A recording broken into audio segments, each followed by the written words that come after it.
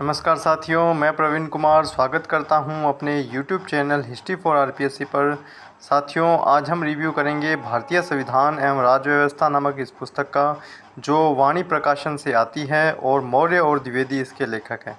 साथियों, ये जो पुस्तक है बहुत ही प्रचलित पुस्तक है और भारतीय जो संविधान और राज्य व्यवस्था की पुस्तक के रूप में ये आई है। इसके अलावा इस पुस्तक के अंदर साथियों चैप्टर के साथ साथ इन्होंने एक नई चीज़ है कि इसके अंदर प्रश्न भी इसके साथ में ही है। भी जैसे आपने पहले चैप्टर किया उसके पीछे वस्तुनिष्ठ प्रश्न है। बहुत सारी पुस्तकों में वस्तुनिष्ठ प्रश्न साथ में नहीं होते, पर इस पुस्तक के अंदर इसके साथ में प्रश्न आपको मिल जाएंगे। साथियों, मैं अब आपको इसकी विषय सूची दिखा देता हूँ कि इसकी विषय सूची के अंदर कौन कौन से जो चैप्टर हैं वो देखिए। साथियों, इसमें भारत का संवैधानिक इतिहास, उद्देशिका एवं नागरिकता, मूल अधिकार बहुत ही डिटेल से इन्होंने दिया है। इसके अलावा जैसे आप देख सकते हैं कि नीति निर्देशक तत्व, संघीय कार्यपालिका, संघीय विधायिका, और आगे आप देख सकते हैं संसदीय समितियां, संसदीय प्रस्ताव, राज्य की कार्यपालिका और विधायिका, स्थानीय स्वशासन, भारतीय न्यायपालिका। आगे भी बहुत सारे अच्छे अच्छे चैप्टर हैं। जैसे 10 नंबर चैप्टर आप देखिए, संघ और राज्यों के मध्य संबंध। 11 नंबर संघ और राज्य के अधीन सेवाएं। 12 नंबर निर्वाचन, कुछ वर्गों के संबंध में विशेष प्रावधान। इसके आगे जैसे राजभाषा, आपात अनुबंध, प्रमुख उपबंध, संविधान संशोधन की प्रक्रिया, जम्मू कश्मीर के विशेष अस्थायी उपबंध, संविधान एक दृष्टि में, लोक नीति। और लास्ट में आप देख सकते हैं 21 नंबर चैप्टर में भारत में राजनीतिक दल और 22 नंबर में दबाव समूह। साथियों, ये लगभग आप देख सकते हैं 470 के आसपास इसके अंदर पेज हैं। और साथियों, इस पुस्तक का जो प्राइस है वो लगभग 300 के आसपास रहेगा। साथियों, आप देखिए कि इस पुस्तक के अंदर जैसे एक तो इन्होंने एक चीज़ ये लिखी कि भाई शुरू से लेकर शुरू किया कि भाई ये कैसे संविधान बना और संविधान का विकास और संविधान का इतिहास नामक ये चैप्टर है। अब इन्होंने जैसे ये परीक्षा की दृष्टि से अलग से जैसे बिंदु बनाए हैं। आप देख सकते हैं कि इसके अंदर भारत में ईस्ट इंडिया कंपनी की स्थापना किस चार्टर एक्ट के तहत की गई? 1600 ईस्वी के चार्टर एक्ट के तहत। ईस्ट इंडिया कंपनी ने भारत में अपना कार्य कहाँ से शुरू किया? सूरत से। ऐसे ही मतलब इन्होंने आगे भी बहुत से अच्छे अच्छे जैसे परीक्षा की दृष्टि से ये सारणियाँ बनाई है, आप देख सकते हैं। जैसे आप देख सकते हैं ये इधर लिखा क्या आप जानते हैं रेगुलेटिंग एक्ट में व्याप्त दोषों को दूर करने के उद्देश्य से सर्वप्रथम 1783 में डंडाज अधिनियम और पुनश्च नवंबर 1783 में फॉक्स ऑफ भारतीय विधेयक लाया गया। ऐसे ही जैसे आप देख सकते हैं कि इधर परीक्षा की दृष्टि से किस एक्ट के द्वारा सर्वोच्च न्यायालय के अधिकारिता से गवर्नर जनरल इन काउंसिल को मुक्त कर दिया गया 1781 के सेटलमेंट एक्ट के द्वारा।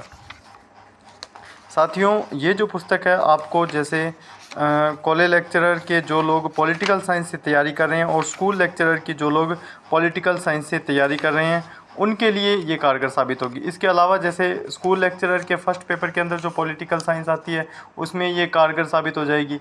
सेकंड ग्रेड के टीचर के अंदर पॉलिटिकल साइंस आती है, वहाँ ये काम कर जाएगी। इसके अलावा बहुत सारे पेपर जैसे चतुर्थ श्रेणी का पेपर है और कांस्टेबल का पेपर है, पटवारी का पेपर है, ग्राम सेवक का पेपर है, जिनमें पॉलिटिकल साइंस आती है, उन सभी में ये पुस्तक काम कर जाएगी। आप देखिए साथियों, इन्होंने अच्छे प्रश्न दिए हैं। अब प्रश्न के साथ में ये क्या किया है कि जो प्रश्न पुराने आए हुए हैं वो इन्होंने लिए हैं। इसके अलावा इन्होंने नए कोई प्रश्न नहीं बनाए। ये बहुत एक अच्छी बात है, क्योंकि जो पुराने आए हुए प्रश्न होते हैं वो बहुत कारगर होते हैं, विद्यार्थी उनको बहुत जल्दी याद करते हैं। आप देख सकते हैं जैसे यूपीपीसीएस 2003 के अंदर आरओ में ये आया हुआ प्रश्न है कि केंद्र में देश शासन किस अधिनियम के द्वारा लगाया गया? आप सभी को ही पता है, ठीक है। और इसके अलावा जैसे इन्होंने जैसे इधर तो ऊपर जैसे आप इसकी प्रैक्टिस भी कर सकते हैं उस हिसाब से दिया। जैसे ये 5 नंबर प्रश्न है, इसका उत्तर आप नीचे देख सकते हैं सी। अब भारत सरकार अधिनियम 1935, ठीक है। भी राज्यों के अंदर जो देश शासन था वो तो 1919 का अधिनियम, और जो केंद्र में देश शासन लगा वो 1935 का अधिनियम।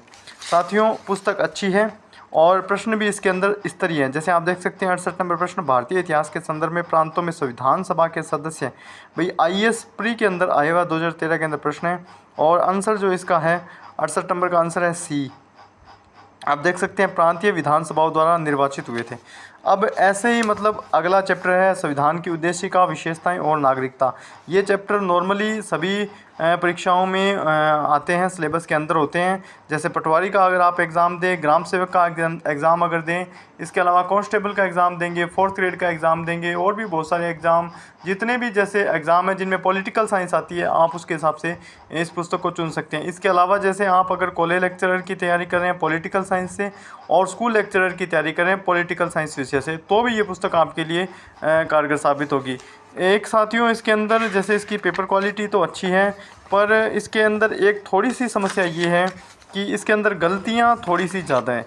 अब अगर आप नए विद्यार्थी हैं तो मैं इस पुस्तक को आपको रिकमेंड नहीं करूँगा, क्योंकि उसके लिए आपको कोई एक अच्छी पुस्तक पढ़नी चाहिए। जैसे एम लक्ष्मीकांत पढ़ लीजिए, उसके बाद आप इस पुस्तक के साथ जा सकते हैं।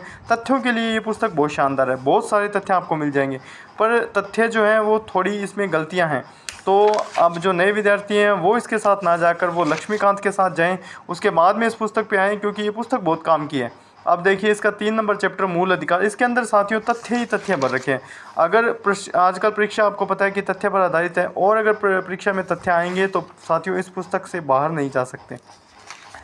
अब जैसे आप कॉलेज लेक्चरर की तैयारी कर रहे हैं, उसका 3rd पेपर जो है अगर आप कॉलेज लेक्चरर की पॉलिटिकल साइंस से तैयारी कर रहे हैं, उसके अंदर आप इस पुस्तक के साथ जा सकते हैं। स्कूल लेक्चरर की पॉलिटिकल साइंस से तैयारी कर रहे हैं, उसके साथ जा सकते हैं। इसके अलावा जैसे आप राज्यों के पॉलिटिकल साइंस विषय से टीजीटी पीजीटी पॉलिटिकल साइंस से दे रहे हैं, तो साथियों आप इस पुस्तक के साथ जा सकते हैं। पुस्तक अच्छी है और तथ्य आधारित पुस्तक है, और जो फर्स्ट पेपर के अंदर जो पॉलिटिकल साइंस आती है उसके हिसाब से भी ठीक है। पर एक दिक्कत है कि इसके अंदर थोड़ी सी गलतियाँ ज़्यादा है।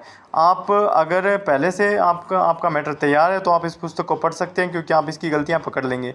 अगर आप नए विद्यार्थी हैं तो फिर मैं इसकी राय नहीं दूंगा। आप दूसरी अच्छी पुस्तक जैसे एम लक्ष्मीकांत हो गई, और भी बहुत सारी पुस्तकें, आप उनके साथ जा सकते हैं। और इस पुस्तक के अंदर बस एक खूबी है कि भाई इसके अंदर एक तो प्रश्न अच्छे स्तरीय हैं, और दूसरा इसके अंदर बहुत सारे तथ्य हैं। साथियों बहुत बहुत शुक्रिया आपका।